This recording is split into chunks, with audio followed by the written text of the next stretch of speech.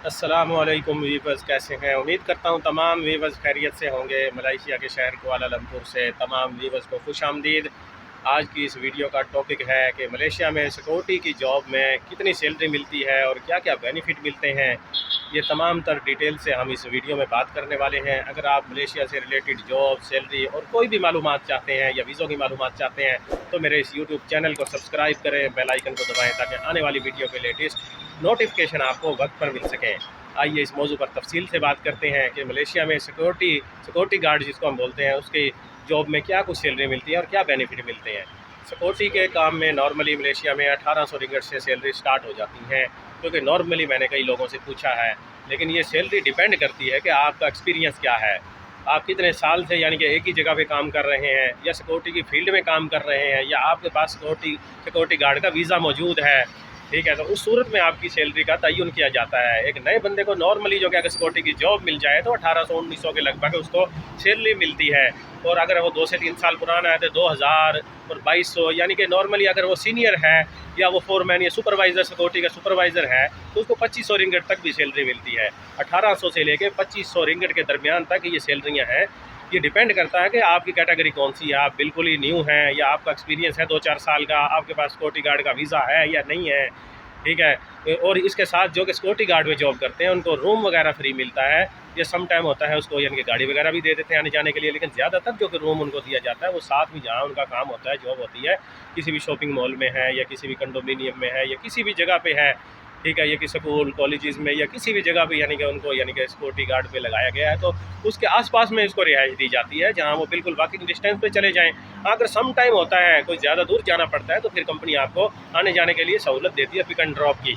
आपको कोई गाड़ी देगी या आपको शायद वो रेंट दे के आप खुद चले जाएँ, लेकिन जो आपका खर्चा आएगा हम आपको महीने का जो कि आने जाने का रेंट है वो पे कर देंगे। ठीक है, तो लेकिन ये ज़्यादातर कानूनी तौर पर पाकिस्तान, इंडिया, बांग्लादेश को अलाउ नहीं है। या तो यहाँ मलेशियन लोग सिक्योरिटी का काम करते हैं या फिर नेपाली लोगों के लिए इजाज़त है।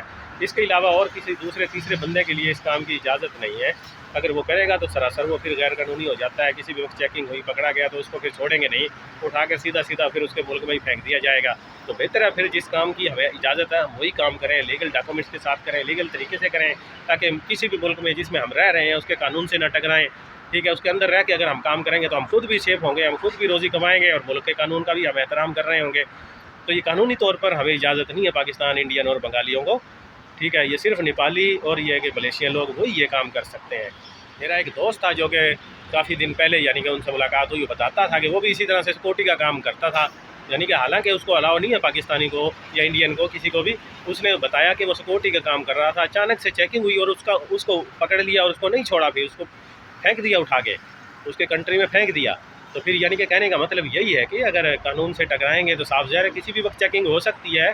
किसी भी वक्त अगर आप लीगल हैं तो आपको कोई टेंशन नहीं है, कोई खौफ नहीं है, कोई भी आके किसी भी वक्त आपको चेक करे तो ठीक है, आप अपने डॉक्यूमेंट्स पे अपने लीगल तरीके से काम कर रहे हैं तो आपको कोई प्रॉब्लम नहीं। वो चेक करेगा, देखेगा, छोड़ देगा कि ठीक है भाई।